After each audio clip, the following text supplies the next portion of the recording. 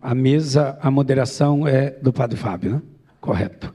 Aqui presente temos a professora Patrícia, estava aqui, Rodrigues, Atali.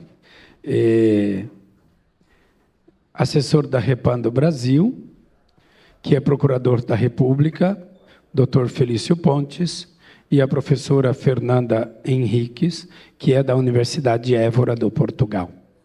Lembrar que nossas mesas estão sendo bastante plurais e de diversos países.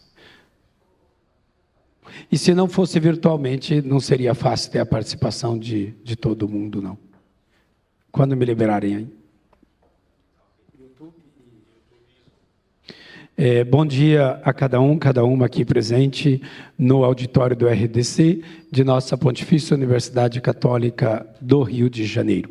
Quero saudar com muito carinho aquelas pessoas que hoje estarão conosco, sejam os conferencistas, mas também os panelistas, e que serão apresentados nominalmente daqui a pouco. Agradecer igualmente àqueles e àquelas que já colaboraram conosco desde o primeiro dia.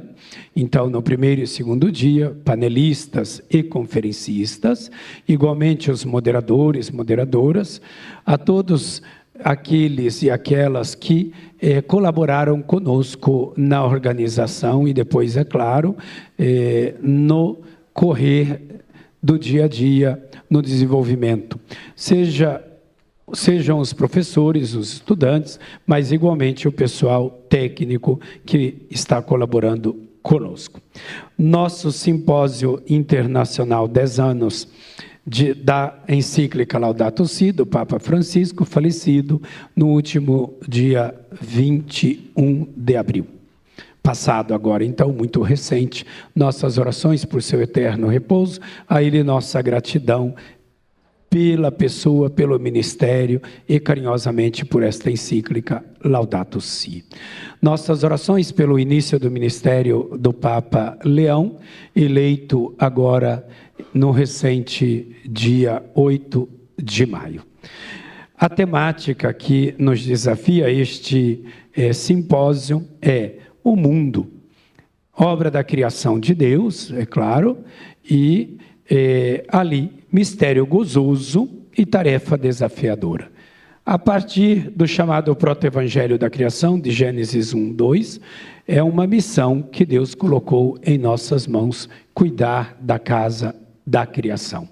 E o Papa Francisco nos recorda isto de forma muito especial diante da crise socioambiental que nós estamos atravessando, com sinais, como gostava de dizer ele, de irreversibilidade em algumas situações, se nós não mudarmos o estilo de vida, seja aquele pessoal, mas também familiar, comunitário, em todos os ambientes e situações da vida.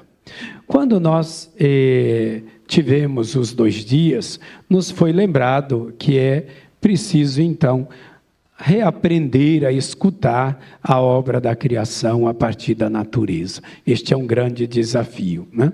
Por isso, ontem, nos era também dito que precisamos ter a capacidade de escuta, inclusive da dor da natureza, da criação, que clama, como diz o apóstolo Paulo aos Romanos, no capítulo 8, no versículo 22, com o qual o Papa Francisco inicia a encíclica Laudato Si. Peço licença a todos os falantes de língua portuguesa para fazer uma saudação também aos irmãos e irmãs de língua hispânica do continente. Lembrando que temos pessoas que nos acompanham em língua portuguesa ou em língua espanhola, nos diversos países. Língua portuguesa da África, Portugal, e em espanhol da Espanha e da América Latina e o Caribe. Buenos días a todos, hermanos y hermanas. Me gustaría mucho agradecer a ustedes por la presencia, saludarles y también agradecer especialmente a las universidades católicas del continente latinoamericano y caribeño por la colaboración. Hemos tenido panelistas y vamos a continuar hoy con panelistas de diversas y múltiples universidades de América Latina y el continente. Nosotros no tenemos duda, es una riqueza muy grande poder contar con la colaboración de ustedes, esta presencia muy cariñosa desde la red de la COCTE, que es la Conferencia de las Instituciones Católicas de Teología, que yo tengo la alegría hoy de presidir mundialmente como presidente de la Conferencia de las Instituciones Católicas de Teología, pero esto solo es posible por la colaboración que nosotros hemos dado en común. Nosotros que vamos a encontrarnos en septiembre próximo para la Asamblea Regional de la COCTE en la PUC de Valparaíso, Chile. Un grande abrazo y muchas gracias también a la profesora Loreto, que es la decana de la Facultad Eclesiástica de la PUC de Valparaíso. Que ustedes nos acompañen y que todos los panelistas y los conferencistas también puedan entregarnos hasta el final del mes de junio los textos para que los publiquemos cada uno en su idioma de habla, o sea, los que hablan en portugués, los que hablan en castellano, y vamos a publicarlos en anales y también en libros. Me gustaría ahora, en este momento, estamos llegando ya al momento de iniciar, pero antes que acompañemos un video de Papa Francisco, por favor. ¿Cuántos defensores del ambiente terminaron asesinados? ¿Cuántos? O terminaron silenciados. En historia estudiamos cómo la civilización nos liberó de la esclavitud. Es una mentira más grande que esta casa. El progreso, entre comillas, que hoy estamos siguiendo, la supremacía de lo económico, nos hace cada vez más esclavos. Y ahora no solo a nosotros, sino a la casa común, a la naturaleza. La naturaleza grita. Deténganse.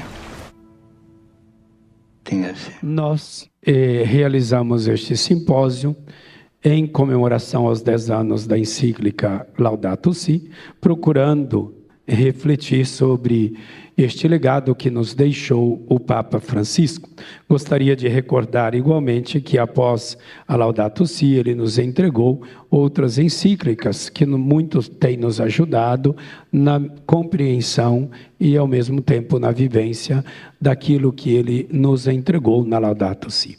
Entre elas, especialmente Fratelli Tutti, em 2020, Querida Amazônia em 2022 e a exortação apostólica Laudate Deum em 2023.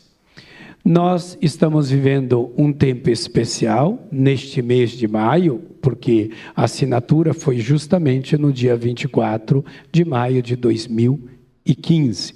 Mas este ano o Brasil, após ter sediado no ano passado o encontro aqui no Rio de Janeiro, em nossa querida capital, do grupo chamado G20, vai então sediar em novembro, no coração da Amazônia, em Belém, a COP30, colocando a partir da obra da criação e ali presencialmente no coração da Amazônia, com toda a riqueza e biodiversidade que ela tem, um desafio para o mundo para que preservemos e mais ainda cuidemos bem da obra da criação que Deus nos entregou.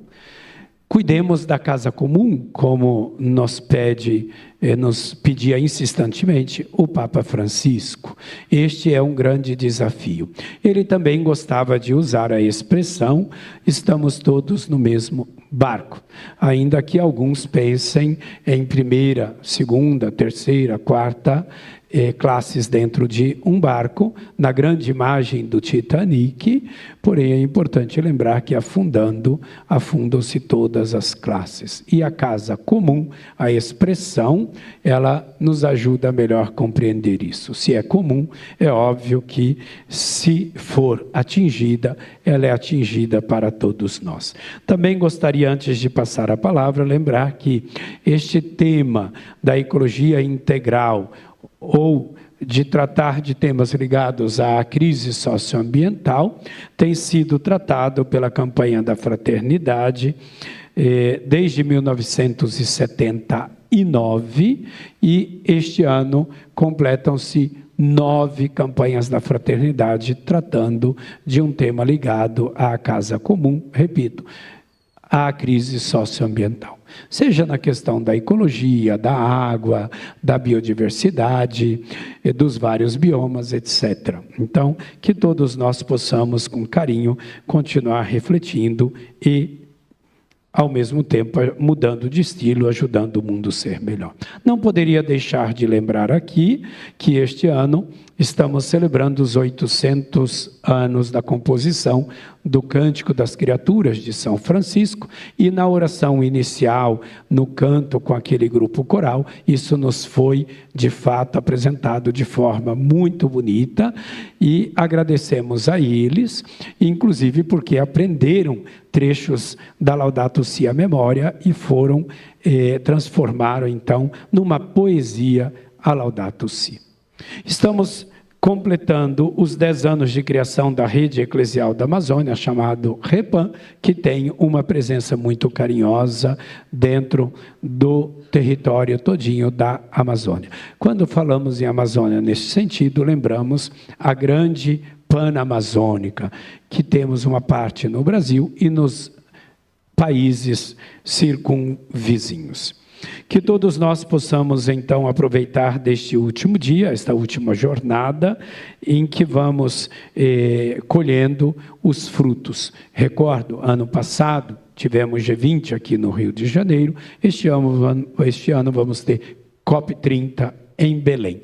Entre estes 2 eventos, que nós possamos crescer em reflexão e em publicações. Quando falamos de investigação e publicação, lembramos que isto é possível na graduação, porque podemos publicar livros, mas podemos fazer PIBICs ou ainda TCCs. Na pós-graduação, podemos fazer dissertações ou pesquisas em geral, depois teses de mestrado e estágios de pós-doutorado. Então, obrigado a cada um, cada uma aqui presente. Obrigado a quem nos acompanha pela internet. Temos os nossos 2 instrumentos ou canais, que é o Zoom e também o YouTube. Então, são 2 oportunidades para que nós participemos. A ustedes, hermanos y hermanas de todo el continente, que tengan un buen día, un buen simposio, y nos quedamos aquí juntos en este campus virtual toda a jornada hasta o final deste dia. Então, passo agora a chamar aqueles que vão compor a mesa deste dia. Repito, na programação temos uma inversão aqui, o conferencista vai para o horário das 10 horas. Gostaria carinhosamente de chamar aqui o moderador, que é um professor prata da casa, o padre Fábio de Siqueira, de nossa Pontifícia Universidade Católica do Rio de Janeiro. Entre os panelistas, chamo aqui também prata da casa, e é alguém formado na área, nossa querida professora Patrícia Cristina Rodrigues, com o tema Esperar em meio à crise socioambiental. Nossos outros 2 colaboradores deste painel, pergunto ao Emanuel se já os localizou. Todos os 2 estão ali, então podem colocá-los em nossa sala para que possamos, então, visualizá-los. O professor Dr. Felício Pontes, Procurador-Geral da República, assessor da REPAM no Brasil, a quem muito agradecemos, senhor Procurador da República, e esperamos igualmente também a possibilidade de publicar o seu texto. O senhor Procurador da República vai falar sobre o tema Amazônia, o choque entre os modelos de desenvolvimento. Acolhemos com muito carinho e agradecemos a professora Fernanda Henriques, que é da Universidade de Évora, Portugal. Então, hoje será uma mesa tipicamente em língua portuguesa. Aqui podemos ver o senhor Procurador e a senhora professora Fernanda, doutora Fernanda, que vai nos presentear com o tema Laudato Si e o esquecimento das mulheres. Então, muito obrigado a cada um. Peço uma salva de palmas de acolhimento aqui e também aos que estão no campus virtual. Aqui nos encontramos todos e podemos participar mundialmente. E com muito carinho passo a palavra, então, ao professor Padre Fábio Siqueira. Obrigado também, professor, pelo carinho e aceitar colaborar conosco. Olha, uma saudação agora muito carinhosa ao Padre Josafá, nosso ex-reitor, e alguém da área que está chegando. Muito obrigado, Padre Valdeci, com muita alegria. Fui convidado para fazer a moderação nessa mesa. Queria dar o meu bom dia a todos e todas, aos que estão aqui presentes, aqueles também que nos acompanham pelo Zoom, por outras formas de transmissão. E teremos a alegria nessa manhã de receber a professora, estamos tendo a alegria de receber a professora Patrícia Cristina, né? Ela é doutora em Biologia pela Universidade Estadual de Campinas, fez o seu doutorado em cotutela com a Universidade de Paris, possui mestrado em Genética e Biologia Molecular, também pela Unicamp, e depois fez o seu pós-doutorado na Universidade Federal de São Paulo e também outro pós-doutorado aqui na Fundação Oswaldo Cruz. Hoje ele é graduando em Teologia, foi minha aluna. Falei com ela que depois desse currículo não vou mais conseguir dar aula para ela, com tantas coisas desse currículo, não. Pelo menos não vou falar nada de Biologia na aula, não vou me atrever. E ela é professora da PUC-Rio, como o Padre Valdeci destacou no início, dá aula na cultura religiosa, de ética socioambiental e direitos humanos, e vai nesse painel nos falar sobre o tema Esperançar em meio à crise socioambiental. Também teremos o Dr. Felício Pontes, Padre Valdeci já começou apresentando.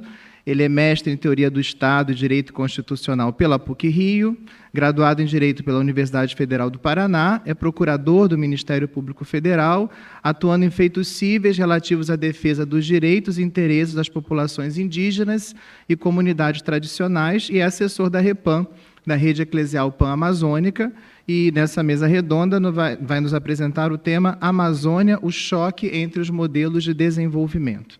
E a professora doutora Fernanda Henriques, que é mestre e doutora em Filosofia pela Universidade de Lisboa, onde cursou também sua licenciatura, é professora da Universidade de Évora, em Portugal, e dedica-se, dentre outros temas, ao estudo das relações de gênero e ao debate em torno da teologia feminista.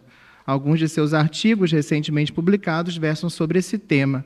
Destaco apenas um, dentre tantos, que foi publicado em 2024 na revista Estudos Feministas, que tem a ver com o tema do nosso simpósio, que tem como título Sem Contar Mulheres e Crianças, Procurando o Subtexto de Gênero na Laudato Si.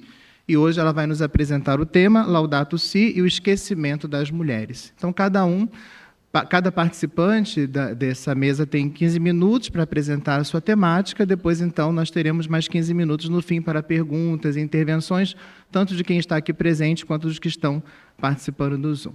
Pela nossa ordem aqui, primeiro eu passo a palavra, então, à professora Patrícia Rodrigues. Bom dia a todos. É um enorme prazer estar aqui. Eu diria que é mais que um prazer, é um dever, uma missão. Estar aqui comemorando os 10 anos da Laudato Si.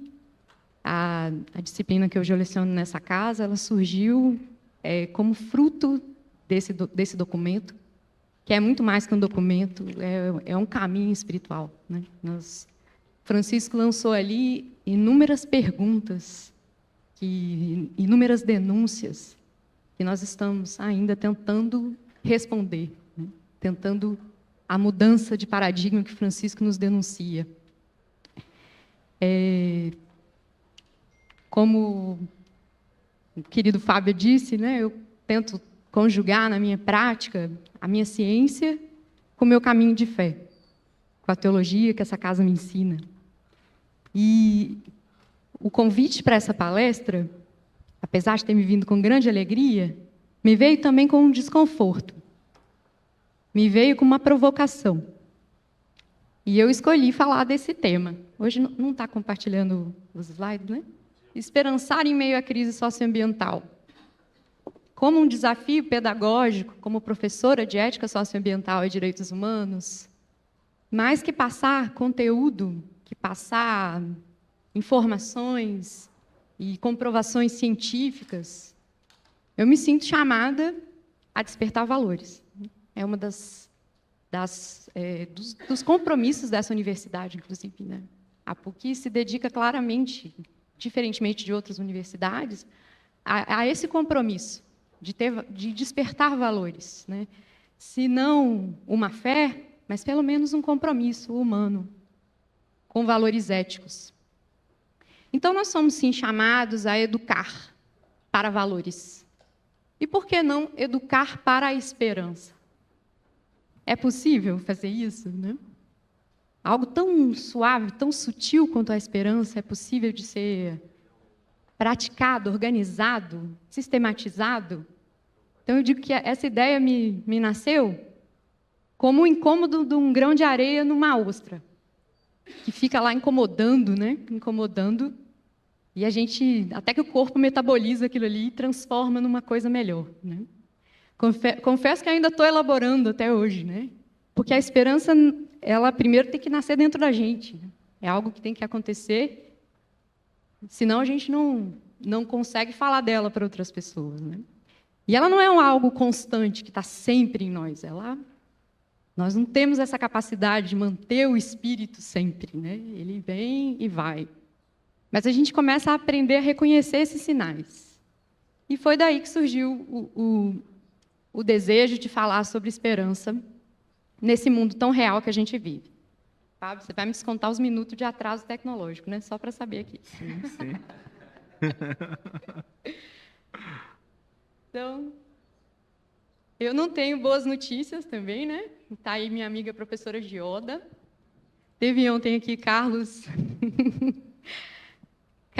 Nobre falando, né, a gente aqui pode falar apocalipse, né? Parece que eu estou dando aula de apocalipse quando eu vou falar, porque eu estou falando do fim do mundo, né? Está chegando e é muito claro. A gente tem essa figura aqui, que é a síntese de alguns artigos da Nature, que começam em 2009, um pouco antes da Laudato Si ser proclamada, já alertando da dificuldade, da necessidade de se controlar variáveis essenciais para a sobrevivência do ser humano na Terra.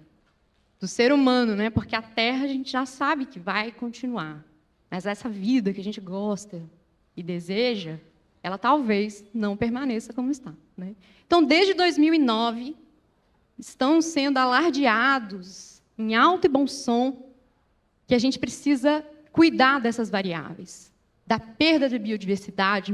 Estamos vivendo mais que o 6º momento de extinção em massa. As mudanças climáticas, que falamos largamente o tempo todo, está em todas as mídias. O excesso do uso de agrotóxicos, que está aqui como ciclos biogeoquímicos do nitrogênio e do fósforo. Os abusos no uso da terra, o agronegócio, né? Esse calcanhar de Aquiles que a gente sempre vai ouvir falar, né? Variáveis que se intercomunicam. Uma causa a outra, uma evidencia a outra. A acidificação dos oceanos, que é a decorrência também desse aquecimento global, e do excesso de CO2 das nossas indústrias, das nossas matrizes energéticas, enquanto não fazemos a aclamada transição de combustíveis fósseis para as energias mais sustentáveis. As mudanças no uso da água doce também, excessivamente utilizada na agricultura. A degradação na camada de ozônio. Esse exemplo eu gosto de trazer como positivo, porque ele é o único que regrediu. Depois eu vou pedir essa lembrança de vocês lá na frente. O carregamento de aerosóis para a atmosfera, de partículas sólidas, de gases, que acentuam o efeito estufa. E a poluição química e de novas entidades, incluindo excesso de microplástico, antibióticos, metais pesados, né?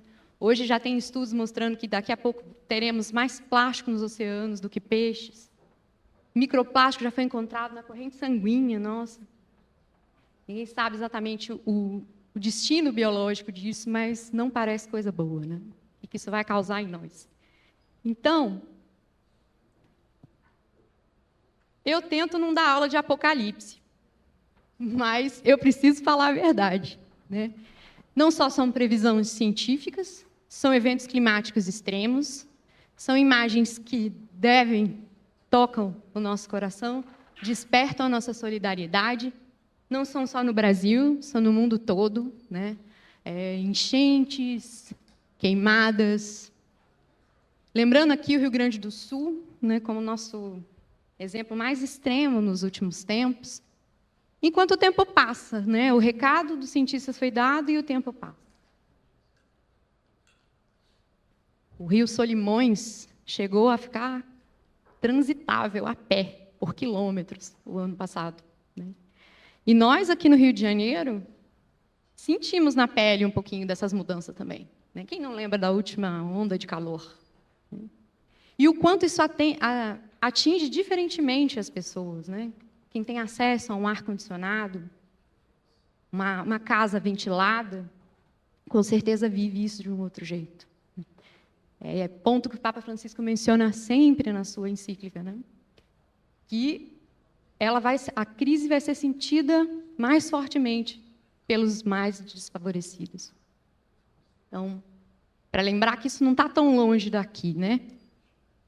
Muitos casos de saúde mental sendo relatados em momentos de ondas de calor, aumenta o número de suicídios, casos de depressão, todas as formas de corroboração dessa mudança mental agora acontecendo, né?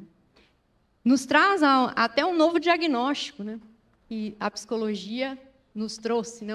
Tem um novo nome de doença chamada solastalgia, que é justamente a interseção da psicologia, da ecologia e da clínica contemporânea, que vem justamente do desconforto psicológico provado pela percepção direta às alterações adversas do meio ambiente.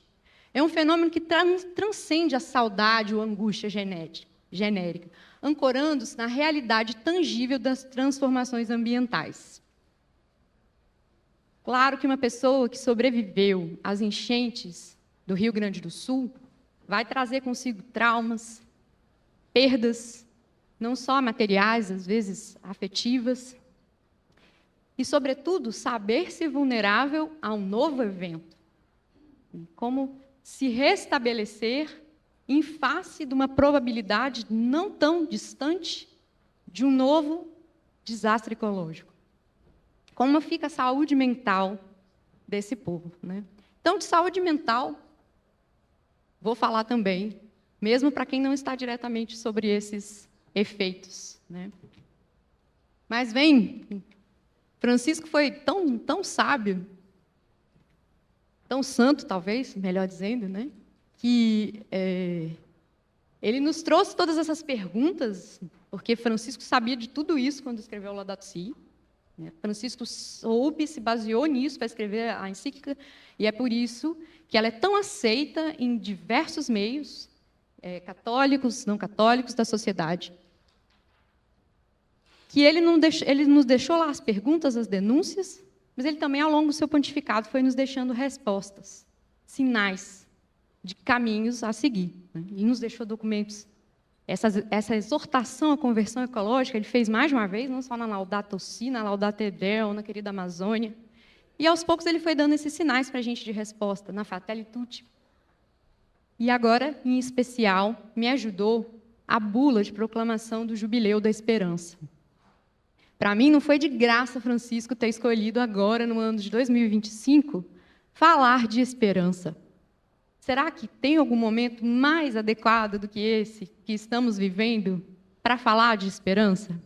O professor Carlos Nobre, a professora Gioda, prata aqui da casa, nos disseram que a gente tem pouco tempo para fazer a transição energética.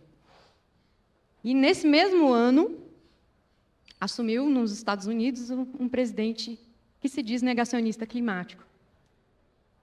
E aí eu me vi desesperançada, como é que eu vou exortar a conversão ecológica dos meus alunos em face dessa conjuntura atual?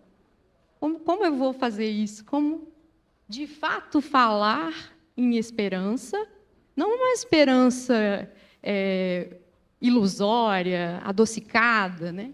Mas uma esperança concreta. Dá para concretizar a esperança?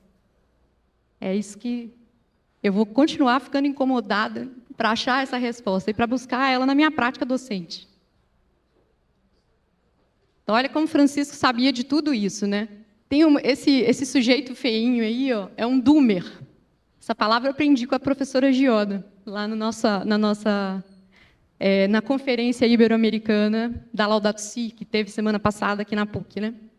Mas eu tenho certeza que todo mundo conhece um doomer por aí.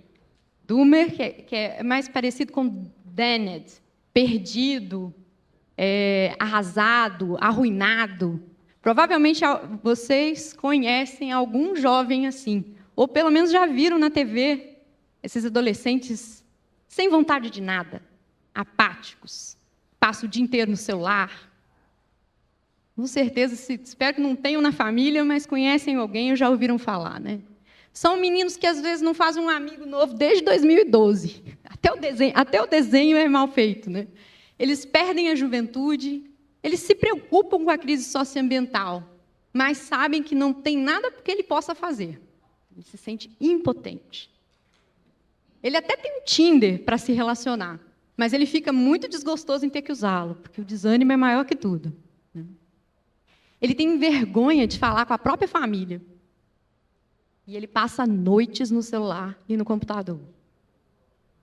Aí, maquinando, às vezes, até crimes e automutilações, né? Francisco fala lá na bula, né, número 9, que a primeira... Antes eu queria ler a frase de uma aluna, uma ex-aluna minha. Sabemos, a Eliana Metz, tem 22 anos. Sabemos que provavelmente nunca seremos realizados no trabalho. Nunca seremos donos de uma casa aos 20 anos. Passaremos a vida pagando nossas dívidas estudantis e teremos que decidir se queremos ter filhos, caso eles não sobrevivam à crise climática. E aí Francisco, antenado nesses sintomas, né, dizia já que a primeira consequência de olhar para o futuro sem esperança é a perda do desejo de transmitir a vida. Por causa dos ritmos frenéticos, dos receios face ao futuro, falta de garantias laborais e da adequada proteção social, de modelos sociais ditados mais pela procura do lucro do que pelo cuidado das relações humanas, assiste-se em vários países a uma preocupante queda da natalidade. E esse fenômeno da apatia, tenho certeza que todos os meus colegas professores vivenciam em sala. Então, é um desafio, somos chamados inicialmente a acender a nossa chama externa, a nossa chama interna, para procurar acender outras chamas. Será que nosso jovem perdeu a capacidade de sonhar? Isso que é tão humano, né? Se ele não consegue imaginar uma vida melhor, não tem perspectiva de emprego, de relacionamento. Será que a gente perde em algum momento a capacidade de sonhar? Como é que começa um sonho? Essa conferência, por exemplo, nasceu de um sonho. A professora Maria Clara nos contou que lá na casa dela, num jantar com o Piero Coda, né, eles falaram: precisamos fazer uma homenagem para Laudato Si. Né? E aí começa, com uma pequena ideia, né? Um pequeno desejo, que parece assim talvez difícil de ser realizado, né? É possível transmitir isso para outras pessoas? Contaminar outras pessoas com um desejo que é nosso? Transformar esse desejo em um desejo coletivo? A esperança transforma. A esperança faz com que hajamos, que comuniquemos aquilo que o Espírito nos disse, né? E aí, nós vamos buscar parcerias. Nós vamos buscar outras pessoas que sonhem conosco, porque os sonhos não podem ser individualizados para ser realizados, né? Como é que tem a frase que diz: o sonho que a gente sonha junto é realidade. A professora foi procurar parcerias para fazer esse encontro aqui, né? Aí sonhou com ela Padre Valdecir, e tantos de nós estamos aqui sonhando em fazer essa manifestação para a Laudato Si, para que o mundo saiba da sua importância, para que se renove o nosso louvor a tudo que foi criado. Tudo que a gente fizer aqui ainda é pouco. Então, sonho que se sonha junto. Vou buscar parceria para sonhar, né? Porque a esperança, ela transforma. Ela por si só, quem tem esperança, age. Não fica com ela guardada em si. Tenta agir. Então, pode ser que o tempo leve mais do que a gente esperava, não sei quando sonharam com essa conferência, né? E estamos aqui agora não só falando da Laudato Si, mas homenageando todo o legado do Papa Francisco também, né? Mostrando que aquela esperança, aquele desejo, aquele sonho que aconteceu lá atrás, se realiza, ainda que com a passagem do tempo. E o conterrâneo meu, Milton Nascimento, diz que os sonhos não envelhecem. Então, a gente precisa fazer as pessoas acreditarem que vale a pena sonhar. Tem sonhos que a gente vai conseguir realizar. Em termos de sonho, a cosmovisão dos povos originários tem muito para nos ajudar, né? Krenak, no seu livro Ideias para Adiar o Fim do Mundo, fala sobre a necessidade de sonhar. Ele fala da importância do sonho como ferramenta para repensar a relação entre o homem e a natureza. E a ideia é que, ao sonharmos com a possibilidade de um futuro diferente, podemos começar a construí-lo. Não existe a construção de algo que não foi antes sonhado. Então, primeiro, a gente precisa despertar nos jovens a vontade de sonhar. Eles falam, mas não vai acontecer, não vai realizar, eles estão desmotivados com a política, com a corrupção. Mas o primeiro passo é acreditar verdadeiramente que é o certo a se fazer. Na semana passada também tivemos a aula magistral da Isabel Capeloa Gil, reitora da PUC de Portugal, e ela trouxe uma imagem que eu não consegui reproduzir adequadamente, da esperança.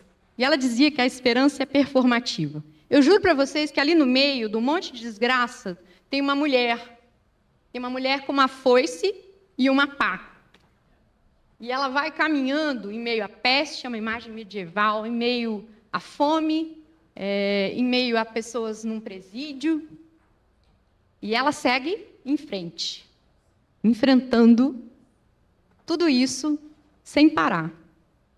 Porque a esperança tem esse poder de seguir.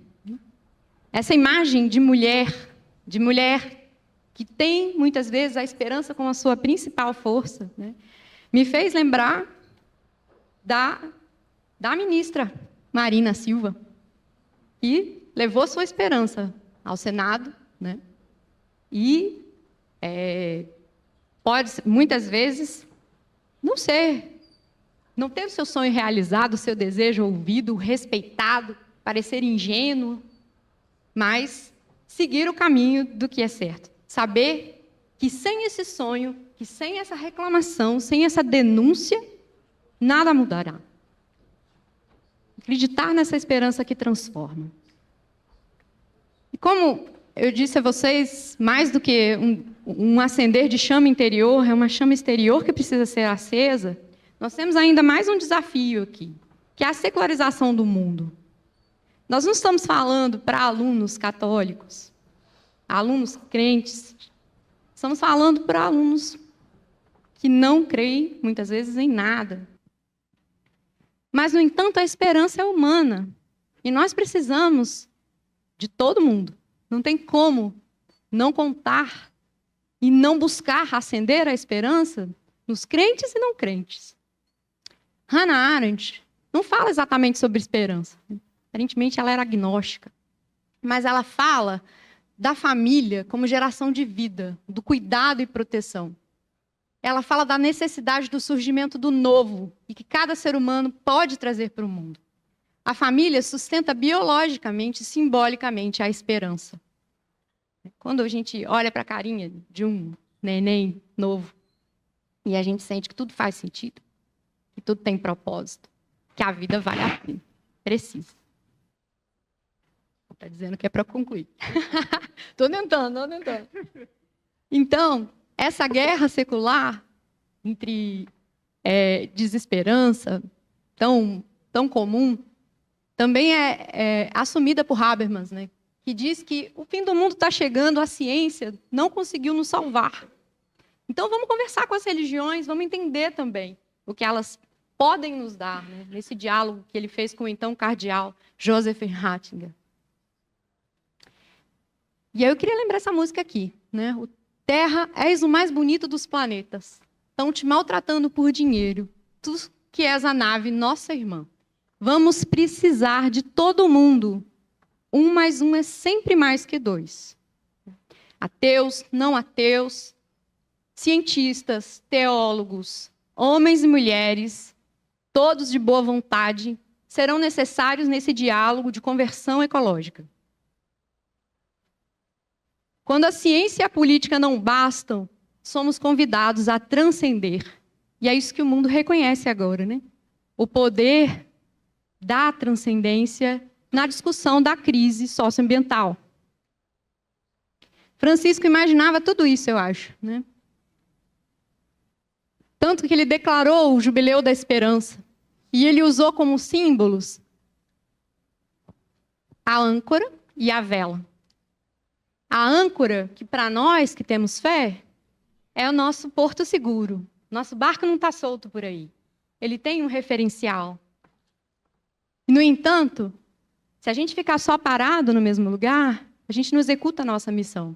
Então, a esperança também é vela, que nos leva a esperançar, a ter uma esperança ativa. Como nos falou Paulo Freire, a esperança tem que agir. Né? Esperançar não é esperar, é se levantar, ir atrás, construir, não desistir. Como diz lá o Voltaire, depois da sua conversão em Candide, é preciso cultivar o nosso jardim. E como fazer isso? Às vezes, coisas simples. É pensar local, é pensar global e agir local. Há quanto tempo falamos de reciclagem de lixo? Há quanto tempo falamos de hortas orgânicas? E o quanto disso chega de fato à sociedade? Né? O quanto se faz do que já se sabe? Ainda há pouco. Além de recobrar o sonho, agir no sim. Então, eu finalizo aqui com uma frase de um outro intelectual brasileiro, que é o Darcy Ribeiro. A crise da educação no Brasil não é uma crise, é um projeto. E eu gosto de dizer, analogamente, que a crise da esperança no mundo não é por acaso, ela é projeto também. Porque quanto mais gente sem esperança, sem fé na transformação, sem fé na mudança, mais gente apática, mais gente sem coragem de lutar pelo que é certo, pelo que é necessário ser feito. Então, nós somos chamados a ser fogos que acendem outros fogos. E Francisco nos diz, né? A esperança com a fé e a caridade são o tríptico das virtudes teologais. No dinamismo indivisível das três, a esperança é a virtude que imprime, por assim dizer, a orientação, indicando a direção e a finalidade da existência do crente. Por isso, Paulo convida-nos a ser alegres na esperança, pacientes na tribulação, perseverantes na oração. Assim deve ser. Precisamos transbordar de esperança para testemunhar de modo credível e atraente a fé e o amor que trazemos no coração. Eu agradeço a escuta de vocês hoje.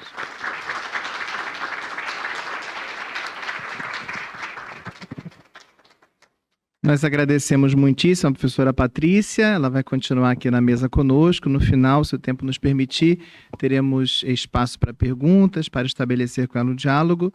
E agora eu passo a palavra ao Dr. Felício Pontes, que é o próximo a falar em nossa mesa redonda. Seja muito bem-vindo. É uma alegria recebê-lo em nosso simpósio. O doutor Felício Pontes vai apresentar o tema Amazônia, o choque entre os modelos de desenvolvimento. Tem também 15 minutos. Vou pedir ao Emanuel que ajude ali, controlando o tempo, né? Porque fica mais fácil para ele que está ali pelo Zoom passar qualquer mensagem. Doutor Felício, a palavra é sua. Muito obrigado, Padre Fábio. É uma honra poder voltar à faculdade que me deu o mestrado, que me formou depois da minha formação aqui na Universidade Federal do Pará. Eu falo diretamente de Belém do Pará. Peço desculpa por não poder estar presencialmente. E gostaria de dizer que a base daquilo que vou tentar dizer aqui está num documento que é pouco falado, mas que deveria ser um pouco mais estudado por todos nós, porque, para mim, é um documento da Igreja que poderia ser simplificado numa definição extremamente fácil de ser compreendida, que eu chamaria de a Laudato Si colocado em prática na Amazônia. Esse documento se chama Documento Final do Sínodo para a Amazônia, esse aqui, Documento Final do Sínodo para a Amazônia, e gostaria de chamar a atenção apenas para esse início, como introdução desta minha pequena fala, o que diz no parágrafo 55. O colonialismo é a imposição de certas formas de vida de alguns povos sobre os outros, tanto econômica quanto culturalmente ou religiosamente. Rejeitamos uma evangelização de estilo colonialista. Essa frase, essa introdução do documento final do Sínodo para a Amazônia, ela talvez seja a base, a linha mestra da mudança que precisa ser realizada no comportamento das pessoas, sobretudo dos governos, nos projetos de desenvolvimento que são implantados na Amazônia. Eu sou procurador regional da República, o que quer dizer que eu atuo na região. Eu sou procurador da região amazônica e do Cerrado. Eu atuo em conflitos socioambientais nessa área. E acho que o que eu posso contribuir para este seminário seria trazer uma síntese de quais são esses conflitos socioambientais, o que estão nesses processos que eu tenho que lidar todo dia, que envolve, de um lado, indígenas, quilombolas, comunidades tradicionais e de outros grandes empreendimentos. Eu vou tentar compartilhar a minha tela, porque acho que poderia ser mais didático e bem mais rápido se eu pudesse mostrar para vocês alguns pequenos slides. Eu gostaria de pedir a sua ajuda, Padre Fábio, para saber se estão conseguindo ver. Sim, conseguimos sim. Eu não consigo aqui por conta do... Só não está naquele modo de tela cheia, mas conseguimos ver. Vou tentar o modo de tela cheia. Só um minutinho. Bom, vamos deixar assim por enquanto. Eu estou com um pequeno problema que é a barra de ferramenta do Zoom está sobre esta área. Mas acho que se o senhor consegue ver, vocês conseguem ver daí, eu posso... Sim, conseguimos ver. Eu acho que poderia sintetizar o que está acontecendo hoje na Amazônia, através desses conflitos socioambientais, desses processos judiciais, nesse choque entre os dois modelos diferentes de desenvolvimento. Invariavelmente, Padre Fábio, quando se está diante de um trabalho desse, quando se está diante de um processo dele, nós temos um modelo muito claro, que eu chamaria de modelo predatório, com 5 atividades básicas: madeira, pecuária, a mineração, monocultura e energia. Isso quer dizer que, de um lado, nesses processos judiciais, nós temos invariavelmente uma empresa madeireira, algum fazendeiro, alguma empresa mineradora, alguma fazenda de monocultura que recentemente está muito forte na Amazônia, como soja, dendê, cana, ou então projetos de infraestrutura, principalmente de energia, como hidrelétricas. E esses projetos foram implantados de uma forma muito evidente na Amazônia, sobretudo se inicia com o governo militar. E ele foi muito bem bolado. Nós tínhamos 3 grandes bancos para a implantação desse projeto: o Banco da Amazônia, o Banco do Brasil e uma agência chamada SUDAM, Superintendência de Desenvolvimento da Amazônia, que não existe mais, graças a Deus, porque foi desativada ainda no governo do presidente Fernando Henrique, sob a pecha de ser um antro de corrupção. E era mesmo. E esses 3 bancos financiaram esse tipo de atividade. Esse tipo de atividade. Naquele tempo, logo no início, na década de 70 principalmente, foi basicamente madeira e pecuária. Depois financiaram as outras atividades, mas era principalmente madeira e pecuária. As pessoas, o governo militar compreendia a Amazônia como um imenso potencial madeireiro, que poderia trazer muitas divisas para o Brasil, financiava a retirada dessa madeira. Depois, o que sobrava, uma madeira secundária, uma árvore secundária, era entregue. Em alguns lugares foi entregue mesmo, não foi nem vendido a pecuaristas que acabavam de colocar a floresta no chão e plantavam capim. Esse era basicamente o modelo, foi basicamente o modelo implantado na Amazônia. E agora, 40 anos depois disso, nós já podemos ter alguns resultados que me parecem bem didáticos. O primeiro deles é que o desmatamento naquele momento era de 0,5% da Amazônia. E hoje nós chegamos na Amazônia brasileira a 20%, na Panamazônia, ou seja, na Amazônia, no bioma amazônico que engloba os 9 países da Amazônia, já estamos chegando a 17%. Mas no Brasil, 20%, segundo os cientistas, muito perto do ponto de não retorno, onde a floresta não mais conseguiria se regenerar.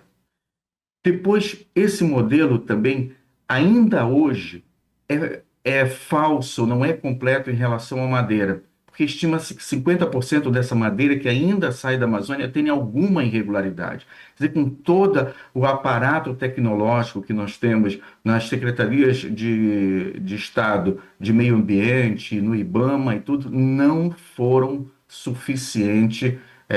Todas essas atividades, todas essas evoluções tecnológicas não foram suficientes para ainda frear a extração de madeira ilegal na Amazônia. Mas me parece que nessa área desmatada, algo que é sintomático e mostra que não deu certo é que ela concentra 9 de cada 10 mortes de ativistas em conflito no campo. Me parece aqui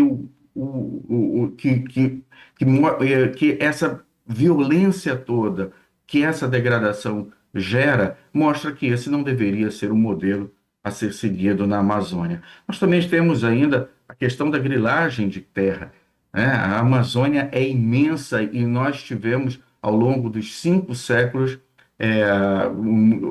documentos que foram registrados em cartórios de registro de imóveis na Amazônia toda que não deveriam estar lá. O problema para isso, Fábio Siqueira, é que nós precisamos, para que retirar um documento falso do livro de registro de imóveis, de uma ação judicial para isso. Então, a grilagem de terra foi a tônica desse modelo. A grilagem de terra era muito fácil de ser realizada e muitas vezes chegava alguém do centro-sul do Brasil com um documento na mão dizendo agora eu sou dono dessa terra e expulsava uma comunidade quilombola, uma comunidade de pescadores daquela região muito facilmente. E isso se deu de uma forma bem forte durante a implantação desse modelo. E nós temos também algo que mostra que o modelo não deu certo, que dos trabalhadores escravizados que foram libertados desde 95, a metade fazia parte, morava na Amazônia. Bom, por aqui já se sabe que nós precisamos de um outro modelo. E qual seria esse novo modelo? Na verdade, o novo modelo é o velho modelo. É o velho modelo dos povos e comunidades tradicionais, que eu chamaria de modelo socioambiental. Ele tem por base a agroecologia e está direcionado aos povos da floresta, isso talvez seja o mais importante, com redistribuição de renda. Mais importante num país onde a desigualdade social é muito forte ainda vem diminuindo, mas ainda é muito evidente, como no Brasil. Se nós fôssemos fazer um estudo desse modelo socioambiental, ainda do ponto de vista econômico, ainda que se quisesse discutir economicamente se esse modelo é viável ou não, nós temos já catalogado pelo menos 17 tipos de atividade desse ecossistema, que vão desde o abastecimento de água, regulação climática, alimentos, as castanhas, frutas, óleos e tudo. Isso tudo atinge 692 bilhões de dólares por ano. Então, a Amazônia em pé nos dá 692 bilhões de dólares por ano. O principal produto dessas atividades hoje é o açaí. O açaí vinha como terceiro produto, atrás da pecuária e da madeira, ultrapassou a madeira, mas não, o açaí é só um deles. Nós já foi catalogado economicamente, mesmo aqueles que só falam a linguagem econômica, sem se referir ao aspecto social nem ambiental, que 1.200 produtos catalogados com força no mercado para fazer com que a floresta continue em pé. Isso sem falar, é claro, no mercado dos fitoterápicos, que movimenta 50 bilhões de dólares anuais, e nós, com a floresta mais biodiversa do mundo, movimentamos apenas 500 milhões de dólares. Eu trago esses aspectos econômicos, embora não seja... eu não gostaria de enfatizar isso, mas me parece que no confronto com o modelo predatório de desenvolvimento, essas informações seriam muito úteis e talvez mais fáceis de serem compreendidas. E, por fim, nós temos um imenso desafio na Amazônia. Nós temos apenas 1% da biodiversidade estudada do ponto de vista químico, farmacológico, mas nós temos menos doutores na Amazônia toda do que na Universidade de São Paulo. Não estou aqui dizendo que queria que tivesse menos doutores na Universidade de São Paulo. Acho que tivéssemos, é claro, mais doutores nessas atividades que são tão essenciais para o nosso desenvolvimento. Eu lembrava, Padre Fábio, quando estava no trabalho do lado dos povos indígenas e ribeirinhos da Volta Grande do Xingu, contra a usina hidrelétrica de Belo Monte, tantas desgraças, impactos que trouxeram sobre a nossa população ribeirinha, principalmente, e um cientista do Museu Goethe, aqui de Belém do Pará, entra na minha sala dizendo o seguinte: nós temos ali uma planta que vai ser inundada pelo lago da hidrelétrica e não tem lugar nenhum. Nós vamos tentar salvar, mas não sabemos se vamos conseguir. E essa planta, depois de um ano, esse cientista volta à minha sala e diz que não conseguiu salvar. Ela não conseguiu se regenerar em outro lugar, apesar de ter sido removida. E eu ficava pensando naquele momento, Padre Fábio, de quantas dessas plantas, quantas que poderiam ter substâncias para curar doenças que hoje são incuráveis e nós estamos perdendo. Esse é um crime não somente contra a nossa geração, esse é um crime intergeracional. Nós estamos atingindo as próximas gerações que não vão ter acesso a esse material que poderia salvar a humanidade de algumas doenças que hoje são incuráveis. Por isso, eu termino com uma frase da Marte da Amazônia e da Ecologia Integral, irmã Dorothy, que não era, embora ela fosse uma frasista extremamente competente, essa frase veio da escuta dos povos da floresta. Os povos da floresta, em vários encontros, traziam isso como mote, e ela estampou essa frase na sua camiseta, e para onde ela ia, ela dizia isso, que a morte da floresta é o fim da nossa vida. Muito obrigado.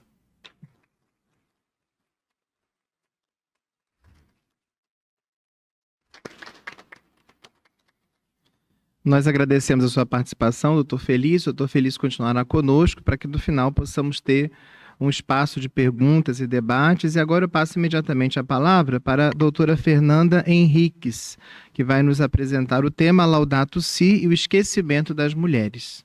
Seja bem-vinda, muito obrigado pela sua participação. O áudio da senhora está fechado. Sim. Pronto. Obrigada. Em primeiro lugar, eu queria agradecer o convite para estar aqui e penso que o tenho que agradecer, no fundo, à professora Maria Clara Bingmer, que com certeza foi ela que alvitrou o meu nome. E, em segundo lugar, queria fazer uma observação, que é a seguinte: a minha intervenção vai ser feita num registro crítico em relação à Laudato Si. E, por isso, eu quero, antes de começar a falar, dedicar esta minha intervenção à memória do Papa Francisco e agradecendo a imensa luz que foi o seu pontificado. E vou ler. Em 2016, um ano após a publicação da encíclica Laudato Si, a jornalista italiana Sarrazini escreveu o seguinte: tenho de aceitar que o Papa Francisco, a única autoridade que hoje tem um olhar não conformista sobre o mundo, não tem palavras para mim, para nós. Cito aqui Sarrazini porque estou absolutamente de acordo com o sentido que atribuo às suas palavras. Por um lado, o sublinhar que o Papa Francisco é, ou melhor, foi, a única autoridade com um olhar questionador sobre o mundo, que interrogou e denunciou o que nele acontecia em termos de injustiça e desumanidade. Por outro, o facto de que o olhar de Francisco para as mulheres não tem a mesma dimensão não conformista e questionadora. Por isso dei à minha intervenção o título de Valor e Limites da Posição do Papa Francisco em relação às mulheres, querendo sublinhar com ele que o Papa teve, desde o início do seu pontificado, uma atitude e uma certa ruptura em relação à posição tradicional das mulheres na Igreja, nomeando para lugares de destaque e de decisão um número considerável de mulheres. Contudo, a ação do Papa tem sido feita no quadro da aceitação do pensamento doutrinal da Igreja sobre as mulheres, daquela perspectiva contida na designação iguais, mas diferentes, para falar de mulheres e de homens, que esconde uma longa tradição de pensamento que considerou o masculino como modelo da humanidade e o feminino como um desvio. Vezes referindo-se a filho de Deus e 7 vezes no plural para designar filhos e filhas, repetindo o mesmo uso de tomar o universal masculino como neutro. O vocábulo filha nunca ocorre na encíclica. Estes dados permitem dizer que Laudato Si desenvolve uma utilização fechada da linguagem, isto é, reiterativa, da visão tradicional sobre o papel das mulheres e sobre o feminino. E passando agora à forma como o contributo das mulheres, o contributo próprio das mulheres, também é ignorado, esta parte visível da invisibilidade das mulheres é apenas a superfície de uma ausência maior, porque é a expressão da sua desconsideração em outras dimensões daquilo que está em jogo na encíclica, nomeadamente naquilo que se pode chamar a apresentação e análise da própria problemática ecológica, da sua caracterização e dos caminhos de superação apontados. Este apagamento das mulheres, por um lado, empobrece o sentido geral da análise realizada pelo texto e, por outro, representa uma injustiça imensa para com aquelas mulheres que sofreram e sofrem, de modo especial, os efeitos da destruição do planeta e que lutam cotidianamente para sobreviver apesar dessa destruição. A teóloga portuguesa Teresa Toldi denuncia esta situação, salientando sobretudo a situação específica das mulheres no contexto do tema da pobreza, que, sendo uma tónica essencial da reflexão do Papa Francisco, no entanto, a encíclica apenas se refere aos pobres e à pobreza em geral, deixando ocultada a situação das mulheres, que são em todas as latitudes as mais pobres de entre todos os pobres. A autora ressalta ainda o empobrecimento da encíclica pelo facto de as mulheres não terem sido chamadas à colação na problemática da poluição e da escassez da água, porque, não obstante as populações serem afetadas em conjunto por esse duplo flagelo, ele tem um peso muito maior sobre as mulheres, porque são elas as responsáveis pelo abastecimento de água às suas famílias, porque não só têm de andar muitos quilómetros para o conseguirem fazer, como também, muitas vezes, vivem um dilema terrível perante a contaminação da água, o de terem de escolher entre uma morte certa por falta de água ou uma morte possível por consumirem água contaminada. Também a teóloga brasileira Ivone Guevara põe de manifesto esta injustiça feita às mulheres pela encíclica na avaliação da crise ecológica. Para ela, a ausência de referência à situação e ao papel das mulheres em algumas regiões do globo advém de uma atitude de base que considera que quer os problemas da sociedade, quer as linhas orientadoras da sua solução, passam apenas pelo masculino.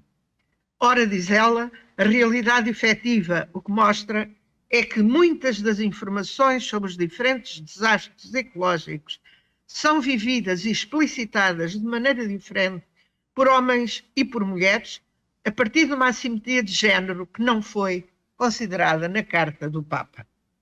Guevara concretiza a sua posição, salientando que as mulheres, pela sua proximidade da vida cotidiana e da salvaguarda da vida das crianças, quem cuidam, assumiram um protagonismo na denúncia das centrais nucleares, na destruição da agricultura, na falta de alimentos confiáveis, no aparecimento de doenças desconhecidas, acrescentando ainda que esse protagonismo das mulheres as levou a transgredir ordens de destruição de florestas, tendo sido muitas vezes assassinadas e outras presas em virtude da sua ação. E passo ao terceiro ponto. Na terceira parte da encíclica, onde se analisa o antropocentrismo moderno, de novo se repete a total exclusão das mulheres do horizonte reflexivo do texto. E, por outro lado, a sua inclusão nos termos mais tradicionais e discriminadores.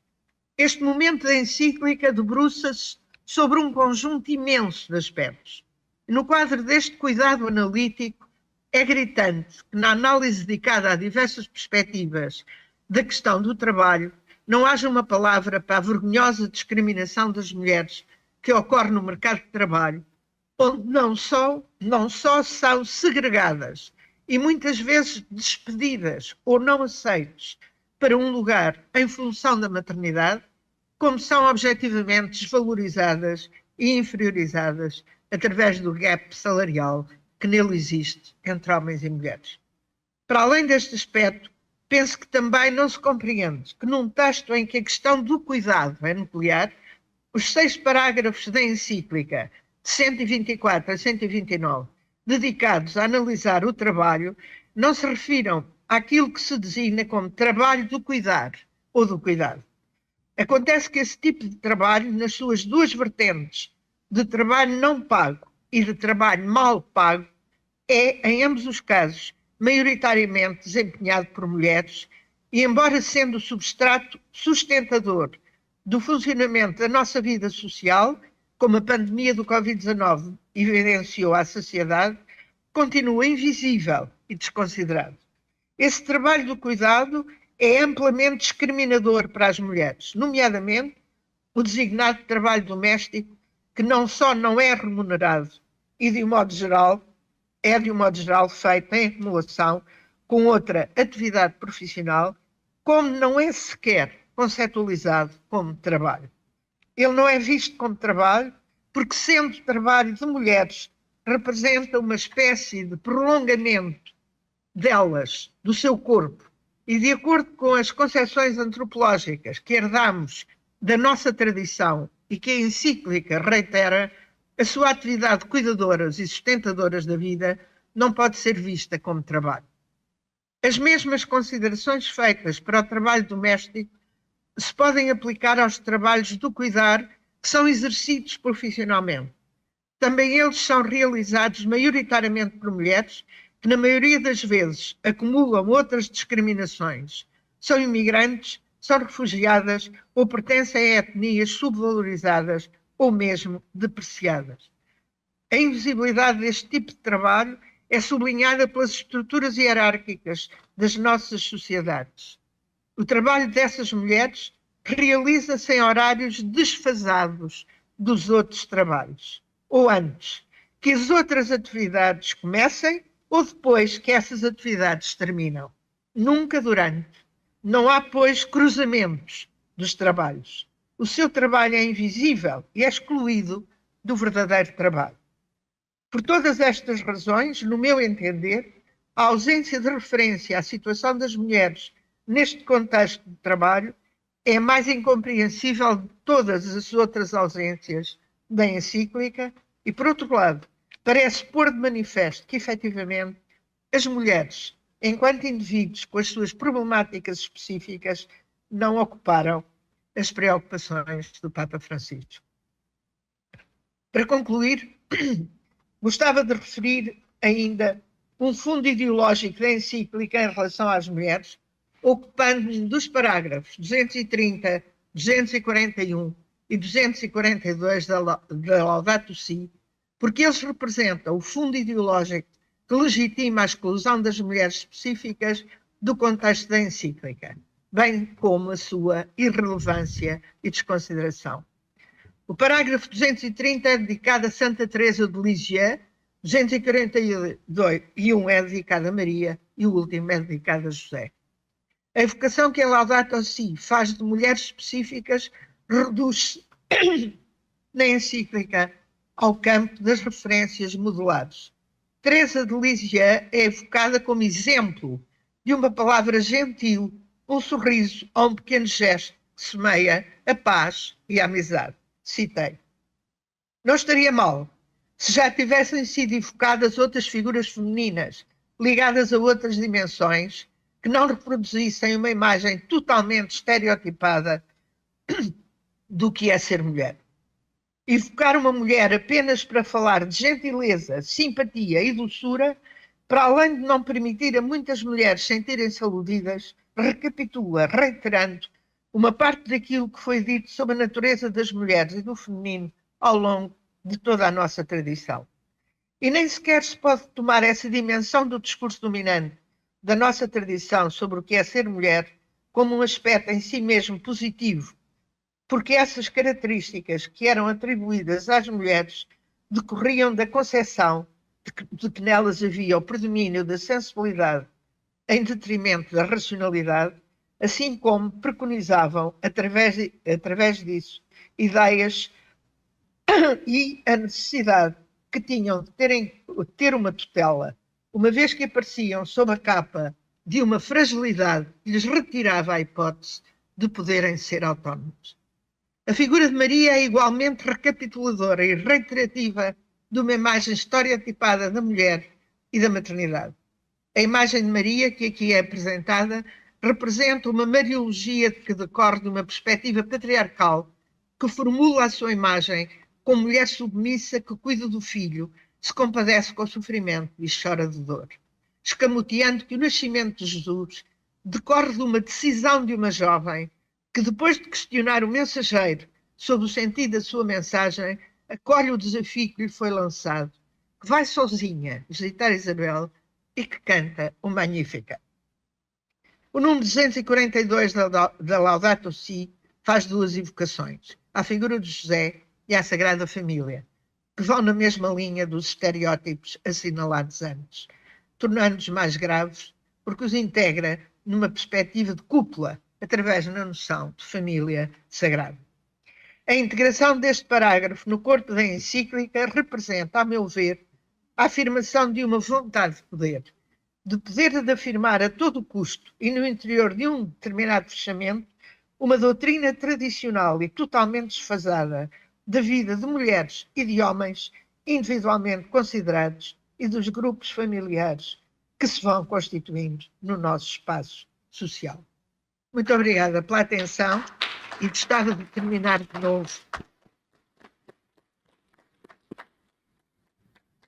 Obrigada, professora Fernanda. Nós queremos, então, agradecer muitíssimo a contribuição dos participantes dessa mesa redonda, a professora Patrícia Rodrigues, que enfatizou a importância de, como educadores, nos esforçarmos para, diante de uma situação onde muitas vezes nos vemos sem saída, nos esforçarmos para educar para a esperança.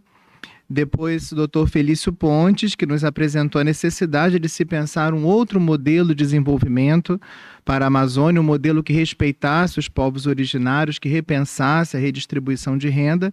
E agora fala da professora Fernanda Henriques, que nos apresentou esse olhar também crítico sobre a Laudato Si, tão importante, nos mostrando como muitas vezes a figura, o papel da mulher aparece invisibilizado ou apresentado não de maneira suficiente nos textos, nos documentos, sobretudo essa parte final.